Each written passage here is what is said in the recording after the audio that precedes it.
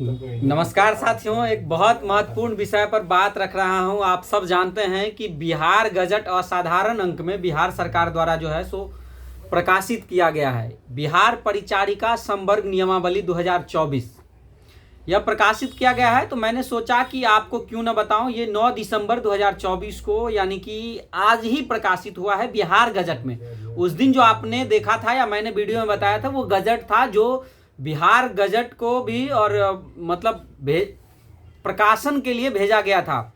तो मैं बहुत महत्वपूर्ण जो जानकारी है वो मैं आपको शॉर्ट में बता रहा हूं। आप लोग जरूर सुनिएगा और इस पे जैसे मैं महत्वपूर्ण जानकारी बताऊंगा, इसका संक्षिप्त नाम, इसका परिभाषा, इसका संवर्ग का पद सोपान, इसका भर्ती, अहर्ताएं मतलब कि कौन कौन लोग फॉर्म भरेंगे, इसका जो उम्र सीमा है वो, और भर्ती की प्रक्रिया, ये तमाम चीजें मैं आपको बताऊंगा। जो एग्जाम होने वाला है, ये जो मुख्य 2 बदलाव हुआ है मेनली, जैसे कि एक एलिजिबिलिटी क्राइटेरिया में जो कुछ बदलाव हुआ है, पहले जीएनएम ही था और उसके बाद जो अब कुछ बदलाव हुआ है सो, और इसके अलावे जो एग्जाम का पैटर्न है, एग्जाम जो लिया जाएगा वो, उसमें एक्सपीरियंस का क्या कैलकुलेशन है, ये तमाम चीजें मैं आपके बीच रखने जा रहा हूं।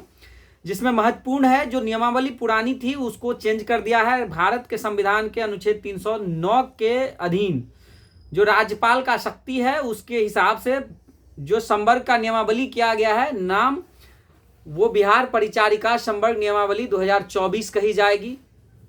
इसका पूरे राज्य में इसका विस्तार होगा। विभाग से स्वास्थ्य विभाग है, जीएनएम से अभिप्रेत है, जनरल नर्सिंग एंड मिडवाइफरी होना चाहिए, और जिस आयोग के अंतर्गत बहाली होगी वो BTSC Bihar technical service commission है। संवर्ग बिहार परिचारिका संवर्ग है। अब मैं आपको मेन इसमें बता रहा हूं कि इसमें मान्यता प्राप्त संस्थान जो कौन कौन इंस्टीट्यूट के लोग इसमें फॉर्म भरेंगे। तो इसमें क्लियर लिखा हुआ है कि बिहार सरकार अथवा इससे अधिकृत निकाय से मान्यता प्राप्त संस्थान बिहार। और इसके अलावा एक चीज और मेंशन किया हुआ है जो समझने वाली बात है कि बिहार के बाहर के जो कॉलेजेज हैं उनको सुटेबिलिटी प्रमाण पत्र देना होगा आईएनसी के गाइडलाइन के अकॉर्डिंग, और उसके बाद ही वो फॉर्म भर सकते हैं। इसके अलावा जो नियमावली में पद सोपान है, इसका भर्ती का जो प्रक्रिया है, ये स्टाफ नर्स के पद पर सीधी भर्ती होगी और प्रतियोगिता परीक्षा के माध्यम से भर्ती होगी। इसमें जो अहर्ता है यानी कि जो एलिजिबिलिटी है, जो लोग फॉर्म भरेंगे उसका जो एलिजिबिलिटी क्राइटेरिया है वो एक बार मैं पुनः आप सबको बताता हूं। मूल कोटि का पद जो स्टाफ नर्स है, मूल कोटि के पद पर भर्ती के लिए इसमें जीएनएम कोर्स में उत्तीर्णता हासिल होनी चाहिए, जीएनएम से रिलेटेड सर्टिफिकेट्स होनी चाहिए। इसके अलावा बीएससी नर्सिंग योग्यताधारी भी इसमें आवेदन के पात्र होंगे। यह लाइन भी इसमें लिखा हुआ है। इससे यह स्पष्ट होता है कि बिहार सरकार के मंत्री परिषद के द्वारा, स्वास्थ्य विभाग के द्वारा अब बीएससी नर्सिंग को भी इसमें एलिजिबल माना गया है। एक बात यहाँ पे और बताना जरूरी है, कई साथियों को लगता है कि इसमें अचानक से ऐसा ऐड कर दिया गया है, तो ऐसा बिल्कुल नहीं है। अचानक से बिल्कुल ऐसा ऐड नहीं हुआ है। ये इसके लिए 1 साल पहले जो है सो नियमावली का ड्राफ्ट दिया गया था और उसमें आपत्ति भी मांगा गया था कि जिनको कोई आपत्ति हो वो आपत्ति दर्ज कराएं, लेकिन उस समय भी जिन्होंने आपत्ति दर्ज किया होगा और उसी के आधार पर ये चीजें हुई है। इसके अलावा इसमें उम्र सीमा जो है सो सीधी भर्ती के लिए न्यूनतम उम्र सीमा 21 वर्ष है, और जिनको उम्र में छूट जिनको मिलना है, जो लोग राज्य सरकार के अस्पतालों में काम कर रहे हैं, जो बहुत दिनों से काम कर रहे हैं, उनको भी एज में कुछ छूट मिलेगा। इसके अलावा जो लोग कैटेगरी से हैं और शेड्यूल कास्ट, ओबीसी, उन लोगों का शेड्यूल ट्राइब, उन लोगों को जिस अकॉर्डिंग रिजर्वेशन मिलता है उस अकॉर्डिंग उनको मिलेगा आरक्षण का लाभ। इसके अलावा भर्ती की जो प्रक्रिया है इसमें क्लियर लिखा हुआ है कि 1 अप्रैल किसी भी वर्ष का 1 अप्रैल की स्थिति के अनुसार, मतलब कि 1 अप्रैल के अनुसार जो सीटें रिक्त रही है स्वास्थ्य विभाग के अस्पतालों में, वो चीजें उसी आधार पर जो है सो रिक्तियां आएगी और उसके आधार पर जो है सो फॉर्म भराया जाएगा।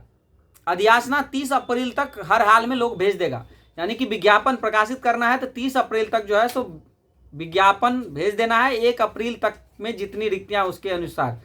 अब इसमें भर्ती की प्रक्रिया में पॉइंट नंबर 2 जो है सो आयोग बीटीएससी एप्लीकेशन इनवाइट करेगा, जो लोग उसमें फॉर्म भरेंगे। उसके बाद चयन हेतु जो आयोजित प्रतियोगिता परीक्षा होगी उसमें 75 अंक का एग्जाम होगा, और इसमें जो आईएनसी का जो गाइडलाइन है उसी के अकॉर्डिंग सिलेबस रहेगा। टोटल जीएनएम का, इंटायर सिलेबस जीएनएम का जीएनएम के दौरान जो छात्रों ने पढ़ा। इसके अलावा जो 25 अंक का गिनती होगा वो एक्सपीरियंस के आधार पर, जैसे सरकारी कॉलेज में, सरकारी अस्पतालों में राज्य सरकार के द्वारा सरकारी अस्पताल में संविदा पर जो लोग काम कर रहे हैं या नगर पालिका संस्थानों में, उनको जो है सो 5 अंक प्रति वर्ष करके मिलेगा।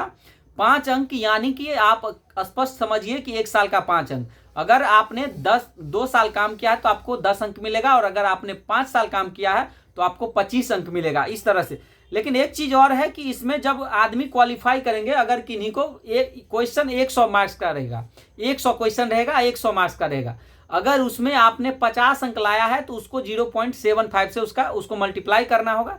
इससे यह स्पष्ट होता है कि आपको 0.75 से अगर उसको मल्टीप्लाई करते हैं तो 37.5 होता है, यानी कि आपको 50% मार्क्स आने का मतलब है कि आपको उसमें 37.5 मार्क्स आया है। इस तरह से अंकों की गणना होगी। ये तमाम चीजें हैं, और प्रोबेशन पीरियड भी इसमें 1 साल का ही रखा गया है, पहले 2 साल रहता था। इसमें जो प्रमोशन होगा वो भी 3 प्रमोशन है, आप जानते हैं। स्टाफ नर्स के बाद मैट्रन, मैट्रन के बाद नर्सिंग सुपरिटेंडेंट, ये जो है सो इसमें प्रमोशनल चैनल है। ये तमाम चीजें थी जो मैं चाह रहा था कि आप लोगों को बताऊं, और ये सब अराजपत्रित है, इसमें कोई गजेटेड नहीं है, सब नॉन गजेटेड है। तो मैं इन्हीं विषयों को आपके बीच रखना चाहता था। गजट आज ही प्रकाशित हुआ है, तो मैंने सोचा क्यों ना आप सबके बीच आज ही जानकारी दूं। बहुत बहुत धन्यवाद। अगर आप लोग YouTube पर वीडियो को देख रहे हैं तो प्लीज सब्सक्राइब कर लीजिए, शेयर कर लीजिए। Thank you.